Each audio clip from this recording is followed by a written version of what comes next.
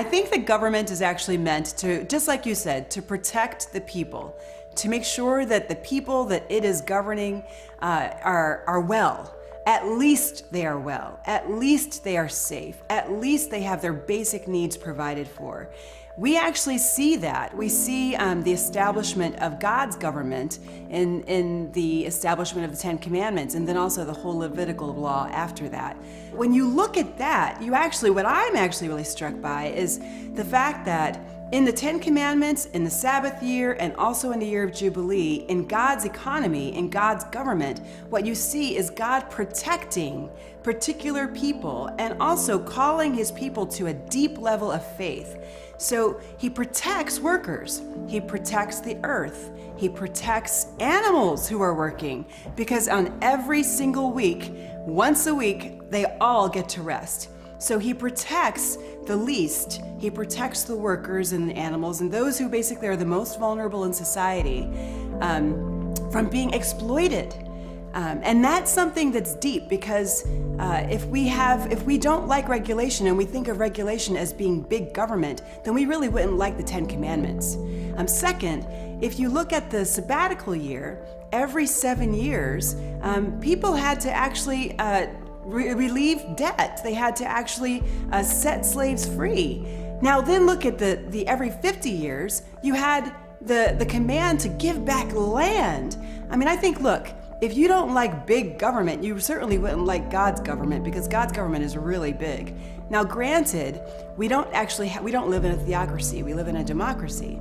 And because we don't live in a theocracy, we can't fully trust the government in the way that we could if God was actually running the government in the way that God was when God established the Ten Commandments. But at least we have a sense of what God would want, of what the direction that God would walk in would be. And so we know that God wants to protect the least. We know that as far as God is concerned, God did not trust the people in their own devices to just be kind and give back the land every 50 years or to just set their slaves free every 7 years. No, God established boundaries. God established regulation. So I think that the job of government is for the people, especially in a democracy, to decide what are the boundaries within which we want to live, and what are the boundaries we want to place on the different entities within our society. And those boundaries are not for our hindrance, but for our protection. When they become a hindrance, then maybe we need to loosen them, but at least we need to have that protection. What I think you see in God's government, God who gives government to us, he gives it to us for a limited purpose, and that is to punish evil and praise what is good. You mentioned protecting the weak. That is certainly true, and regulation is part of that. Punishing people after the fact is part of that. Advertising punishments ahead of time to prevent people from doing evil is implied in that. But making sure that people are well, I think he gives us liberty to provide for our own wellness to a large degree. I think another important principle to remember is the depravity of human beings.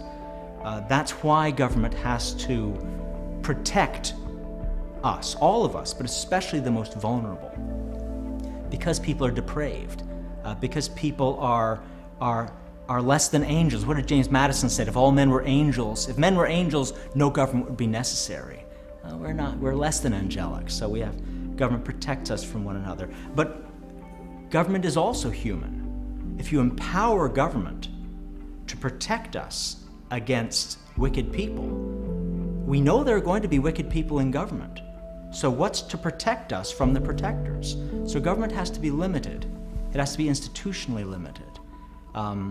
There's a certain trust that's involved in giving government power, but that has to be combined with a healthy distrust of people in government, because they're not all angels or perfectly public-spirited. So we have checks and balances, we have constitutional government, we have a government of laws, and John Calvin appreciated that in his chapter on government, that he was applying this understanding of God's desire to give us liberty to pursue our own affairs, but at the same time recognizing that government itself is made up of sinners, and so certain checks and balances is necessary, and we can't give government the responsibility for our wellness, or they will just accumulate power and, under the guise of providing for us, oppress us.